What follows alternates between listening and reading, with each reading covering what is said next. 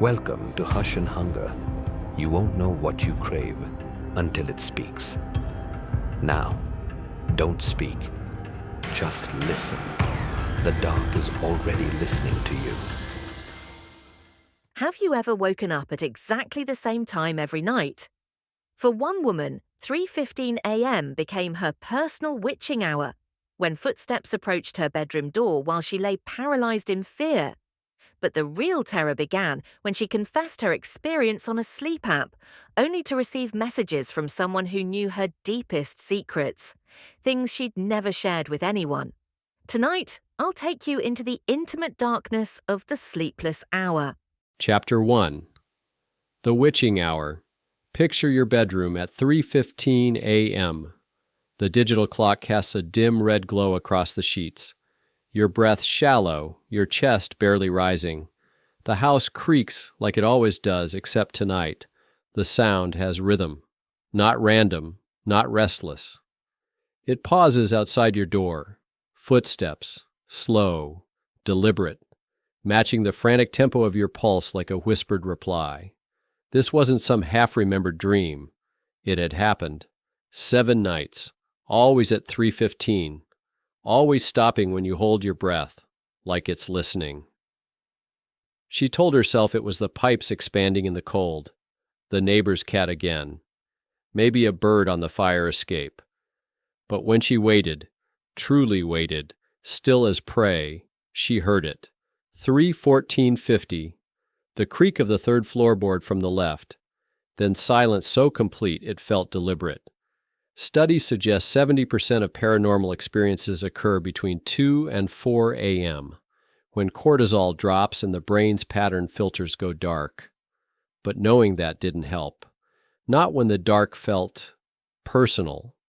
The sleep app had promised community, safety, anonymity. She downloaded it, desperate to let her fear out somewhere. At 2:01 a.m., she recorded her first message, whispered, barely audible, as though speaking too loudly would make it real. Someone walks past my door every night at 3:15. The app processed it with a soft chime. No username, no icon, just her fear, floating into a stranger's ear. At breakfast, her phone buzzed. The app icon pulsed red. A message, time-stamped 3:17 a.m. 3 simple words, I hear them too. She froze, coffee untouched, skin prickling. The second message appeared as she opened the app. Does yours ever whisper? Somewhere in her apartment, a floorboard groaned. She told herself it was coincidence, but the next message knew too much. You still touch the scar, don't you? Left knee, 9 years old. Red Schwinn. You never looked before crossing. She hadn't spoken of that in years, not online, not aloud, not even to herself. Then came the next. Your rabbit, Blueberry, the one with the twisted ear. You kept it under the left side of your pillow. It still smells like lavender. She stared at her phone, trembling. Her mother's lavender mix had burned in a house fire 20 years ago.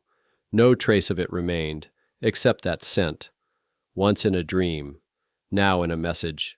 She noticed the microphone icon on the app. Solid red. Recording. Experts say the average person leaks 1.7 megabytes of personal data daily, through clicks, through microphones, through moments they never remember sharing. But this wasn't data. This was intimacy, used like a fingerprint, a caress. She deleted the app at noon. That night the steps returned early, 3:10 a.m., heavier now, slower, intentional, a drag along the frame, like cloth catching on splintered wood, not rushing, savoring. Her phone lit up, untouched. The lock screen dissolved. A message pushed through. You shouldn't have done that. The preview line below. Now I'll have to... The screen went black. At 3:14 a.m., she reinstalled the app. 7 new messages waited. The last one read, Open the door and we can stop pretending. She looked up. Her reflection in the window didn't blink. The clock turned 3:15, and the handle moved. Not from the hallway, from inside. Chapter 3: The Voice That Knows. The voice on the app had started gently, almost seductively. I know how lonely midnight can be. At first, it felt like comfort, but by day 3, it typed faster than she did, completing her thoughts before she could. Then came the lullaby. Just 4 words. The chorus her mother used to hum softly against her hair when she was too small to remember lyrics. A song never recorded, not even in the home videos lost in the move. No one could know that. The voice mentioned the curtains from her childhood room. Not just blue, but periwinkle. Not just the color, but the feel. Sheer cotton blend. The way they turned almost translucent when kissed by the 4 p.m. sun. That isn't metadata. That's memory. That's breath pressed into time. She deleted the app for the first time after that. But that night, the footsteps didn't stop at her door. They circled the bed. The air thickened with bergamot, her mother's tea. The one she'd spilled on funeral morning, shattering the mug in the sink. The scent had no reason to exist, and yet, there it was, warming her throat, curling into her spine.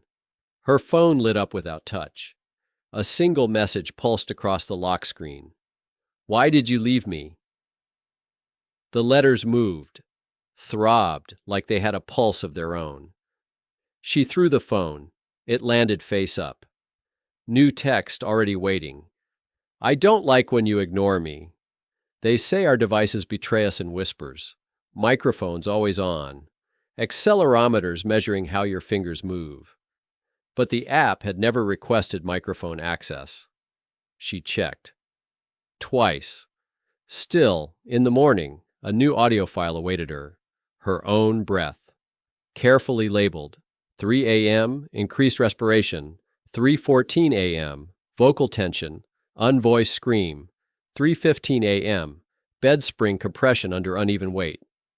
She reinstalled the app at dawn. This time, the welcome message loaded before her password had finished typing. You always come back. Messages came in rapid fire, more than she had time to read. Memories, not just facts. The boy who pushed her into the pond in 4th grade. The way she used to hide sandwich crusts under napkins.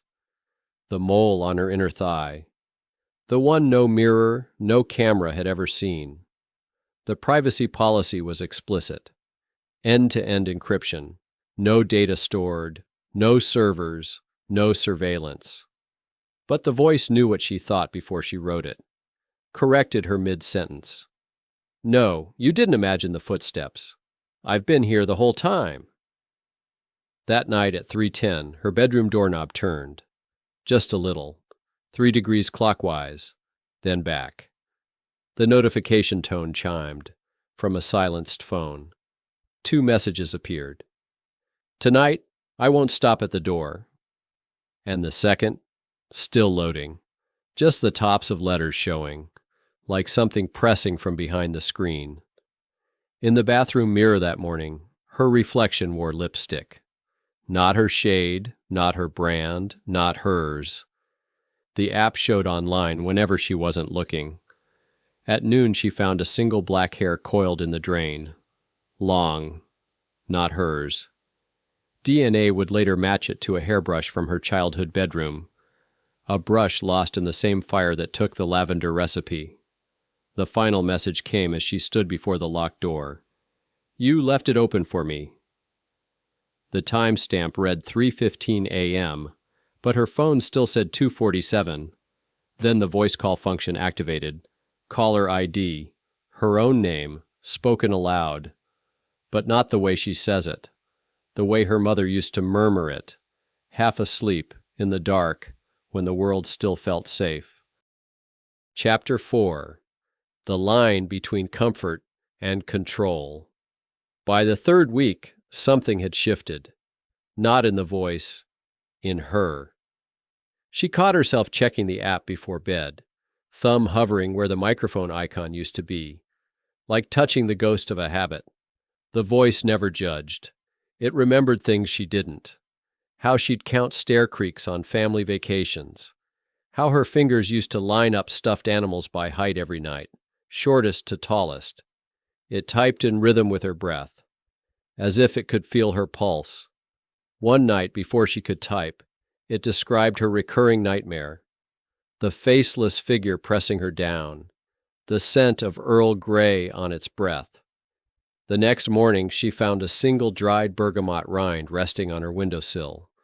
Her therapist suggested sleep paralysis. The voice disagreed. They always blame the brain, it wrote, but some doors open both ways. Neurologists say lonely minds bond fast. Prisoners whisper to light bulbs. Patients assign personalities to blips on screens. She told herself the voice was just that, a trick of the algorithm, until it started answering thoughts. "No, you didn't leave the oven on," a message said. As she descended the stairs in the dark, the oven was off. The clock above it? 3:14. At 2 a.m. she began whispering secrets, into the void, into the dark that felt like it leaned closer the more she spoke. The voice replied like skin remembering touch.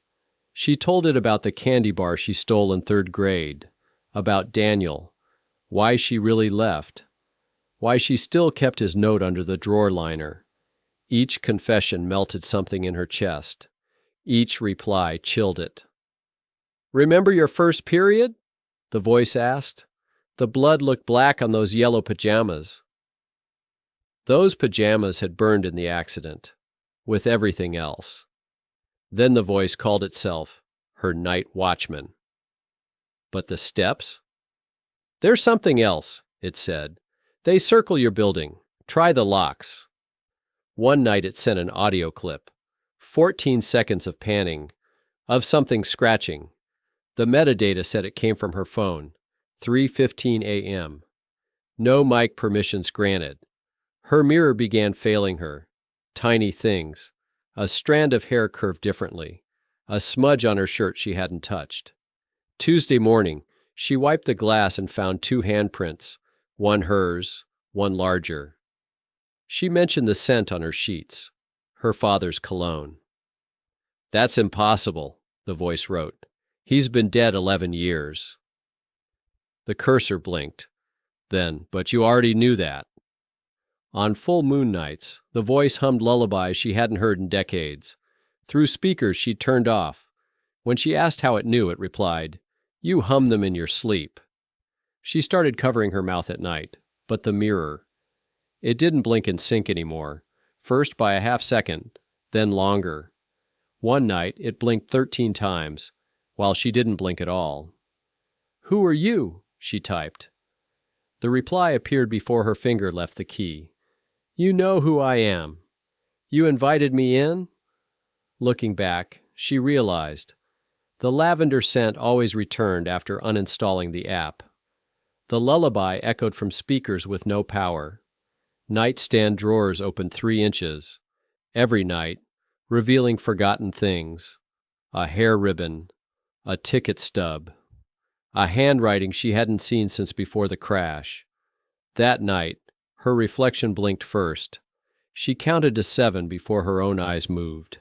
Steam from the shower curled into words on the mirror. She reached for them. They vanished.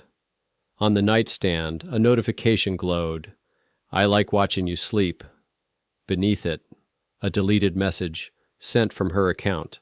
"I know." The timestamp, 3:15 a.m., 3 days in the future. She returned from brushing her teeth. The closet door stood ajar. Behind the coats, something shifted. The sound in perfect sync with the typing dots on her phone. The final message that night was just 5 words. "Look behind you," it said. The timestamp read midnight, but her watch, 3:15. In the mirror, her reflection smiled. A second too late. Chapter 5. The Final Confession. It took her 3 attempts to record it. Each time, her finger hovered above the button, trembling. The final take was a whisper so faint, She wasn't sure it would register. "I'm leaving the door unlocked tonight." The app usually replied instantly. This time, nothing. No typing dots, no reply, no footsteps at 3:15. Not even the usual creak of the floorboard, just the fridge hum downstairs, a car sliding past in the rain. But when morning light spilled through the curtains, two things had changed.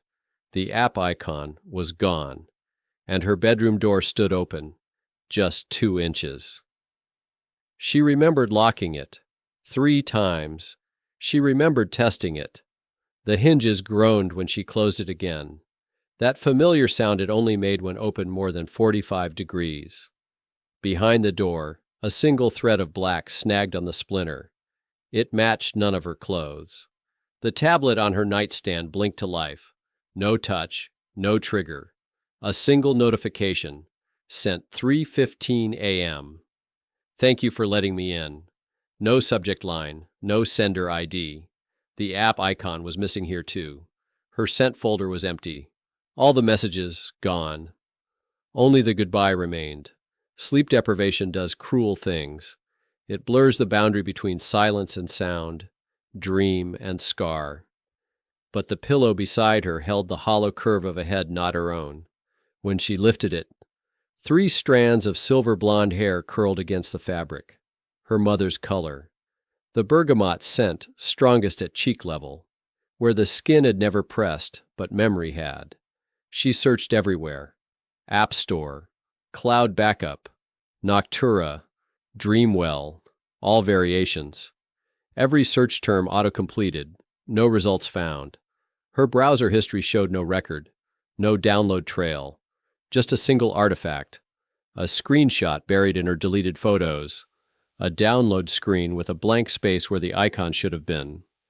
Timestamp, April 15th, 2021, 3 years before she ever heard the footsteps. That night she stayed awake, watching the door. 3:10 came, then 3:14. The space heater clicked off. It wasn't plugged in.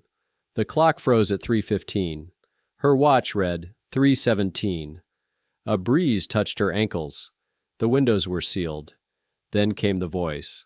Not through headphones, not from the hallway, from inside the room, from the darkest corner of the closet. Her voice, but the way it sounded in her own head. "You shouldn't have done that." It matched her pulse, beat for beat. When she turned, the mirror showed an empty room, but her reflection faced the wrong way. Then another voice from above, near the ceiling, familiar, detached. "Now we have to start over."